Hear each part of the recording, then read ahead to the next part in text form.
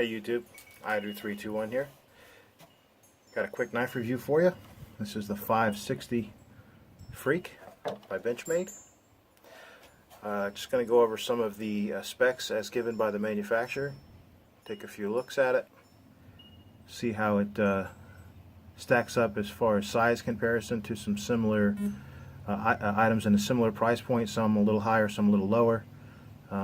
One a little, quite a bit higher, but just to show you comparison in size and grip and things like that, and cutting edge, help maybe inform you a little bit more about this knife if something you might have been looking at as compared to other models. Alright, so first of all, again, it's the Benchmade 560 Freek. Blade length on this knife is 3.6 inches, blade thickness of 0.114. That is CPM's S30V steel, so it's a very good, high corrosion resistant steel, specifically made for knives, so that's great. It's a step up from their usual 154 cm. The handle thickness on this knife is 0.65 inches, so it is a little thick in the pocket when we're comparing it to some other knives. The hardness of that steel, it's treated to between 58 and 60 Rockwell hardness, and of course we know Benchmade does an excellent job with their heat treats, so that shouldn't be a concern there. It is a drop point design. It weighs in at a very light 3.72 ounces. That is very light for something with a 3.6 inch blade. Overall length on this guy is 8.46 inches, so it's pretty stout, pretty sizable knife. The closed length of the handle length on this knife is 4.86 inches. It's in Benchmade's blue class, and of course it is made in America. The handle material is their Grippy plastic type material with overmold of a material called Versaflex. The gray is your Grippy, and then the black is your rubbery Versaflex overmold material. And you can see in the handle, you can see the matrix going all the way through from the tip all the way down to where my thumb is of the handle anyhow, that it is that Grippy material all the way through. And it is a two-piece design. There is a seam there. It seems like a backspacer, but it's not. It's a seam. There you go. That's a better shot of that seam there. And in my opinion, that's the one weak point of this knife, is where they stopped with the liners. It does have a cartridge liner like a lot of the Benchmades do. And you can see that it goes, maybe you can see in this light, it stops right where this first screw is right here. Okay, directly under that screw is where that steel liner stops, and I think that was one of their weaker points of this knife. If they would have brought it all the way back just before the pocket clip, or even to include the pocket clip, I think that would have been a lot better. The pocket clip has some grommets, some type of steel grommet, I guess, where the threads for the pocket clip can screw into, so it's not just going directly into that plastic material. But yeah, again, if they would have extended those liners all the way out, they would have certainly had a much more solid knife here. That being said, I do like the knife, and I think it's going to be great for certain tasks. Certainly wouldn't use it for anything hard use, but for light to medium tasks, I don't think it's going to be a problem at all. You can see in there, if it will focus, the phospho bronze washers riding on a very nice polished steel surface, so the knife is very, very smooth. With the axis lock, of course, opens and closes with a breeze, swings right open with just a flick of the thumb. Nice large pivot, nice large stop pin, pretty beefy. Certainly more than needed on this knife. Okay, I got lucky, I picked this one up. You can see it is, man, I have some focus issues. There we go, 52 of 1,000. First production run. Pretty low number. I was surprised to see it in the case there. And there's your S30V stamp at the top. You see the thumb studs have the tiered approach, so it gives a little traction for the thumb. And there's no problems there. Bites in plenty good. I thought that was a nice touch. The surface, or the finish on the screws and the pivot, matches the pocket clip. It's like that matte finish, phosphate type finish, parkerized, whatever it's called, but looks nice. Matches well. A little bit of jimping up here, and some jimping on a little bit of an upsweep at the blade there. And as normal, in my opinion, not very functional, just because Benchmade's chimping tends to be more aesthetics than functional. It's just very smooth and very polished. But it's it's an excellent job. It's great workmanship, so that's a better shot. And you can see the model number there, 560, and it is a jeweled finish. We've got a pretty high flat grind, no swedges. As you can see, it goes all the way down. Pretty robust tip. But my initial impressions on this guy, I would use this knife more for something camping, hiking. I would throw it in my pack, throw it on my belt maybe. If I had a large cargo pocket or something like that, it wouldn't be my main carry folding knife. Certainly wouldn't be an EDC knife. It's just a little bit too big for me. It's certainly too wide. Although it is very light, it's just pretty big. But I see this more of a at camp, opening packages, processing food. With being having such a nice long cutting edge and a nice belly to it, it'd be great at processing food. Probably work really well processing game too.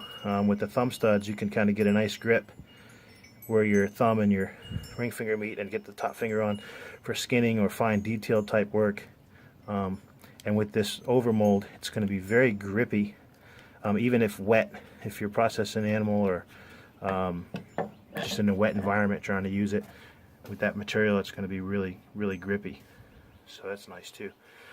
Alright, I'm going to roll in some shots here of it compared to some other knives that are similar size and kind of around its price point.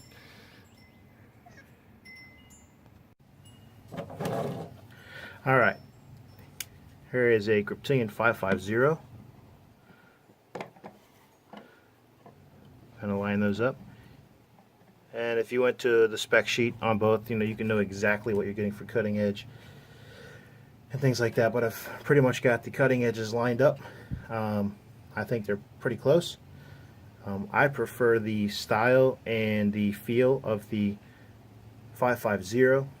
I wish that it had the S30V blade and the full liners. I know it's available in the 550-1 in that configuration, actually with a much better blade. But anyhow, that shows you these are going to be within about $10 to $15 of each other in price, and how they stack up towards one another. And the Grippy, the liners are pretty much in the same boat, but they do come back to about here, so you're getting a little bit more cartridge liner in this knife than you are on the 560.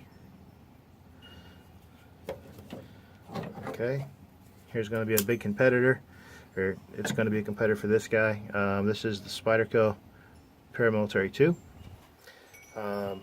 You can see cutting edge starts here on the Spyderco and way back here on the Benchmade. So you get significantly more, probably about a half an inch or so, 3/8 to a half an inch more cutting edge on the Benchmade than you do Spyderco. But the overall blade length, if we go pivot to pivot, is going to be very similar. And you can see that the handle length pair is just a smidge longer, and we have also an excellent lock mechanism here. Difference here is this compression lock on the PM2 is kind of righty, whereas your axis lock is completely ambidextrous. It's going to work right-handed or left-handed for opening or closing. You can see I'm not a lefty, don't do that very much with my left hand, but you can see some of the differences there. That para is going to be considerably thinner. Maybe not too much, but it is a little thinner. I have to go to the spec sheet to give you an exact answer on that. And they both offer the S30V. The Spyderco gives you a little bit more S30V. It is a thicker blade stock, but with its full flat grind versus its partial flat grind, the blade on the Benchmade may be a little stronger, I'm not sure. But the overall design, being that you have full liners on the Spyderco, full stainless steel liners, versus these extremely limited liners, the Spyderco is definitely going to be something I would gravitate more towards if I had a hard-use task ahead of me. The Manix 2 lightweight, comparison on size for those guys.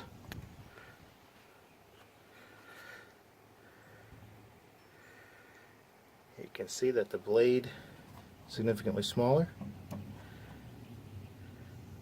The handle about the same. Ergonomics are definitely going to win over on the Manix 2. With the forward finger choil, and even without the choil, just the ergonomics are much better. While you have no liners in the Manix 2, it's going to be a little bit lighter weight yet, and it's a downgrade in steel. But this knife's also going to not be as expensive as this knife. There's going to be about $30 to $40 difference in these two, with the Benchmade being more expensive.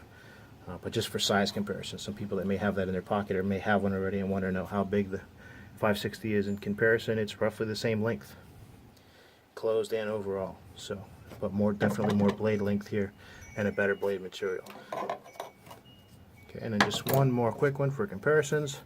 The 940, one of my favorites, one of everybody's favorites. Okay, there we go, about lined up. You can see, if we go cutting edge to cutting edge, it is more on the 560. And of course the blade face, just everything about that blade's bigger.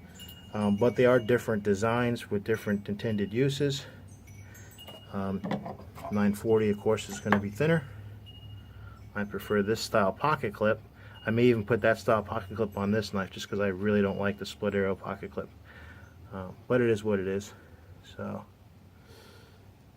but yeah, so comparison, if you have a 940 and you're thinking about picking that guy up, there's your comparison.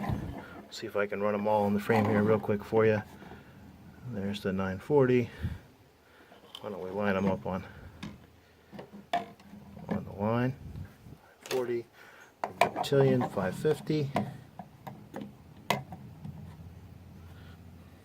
The PM2.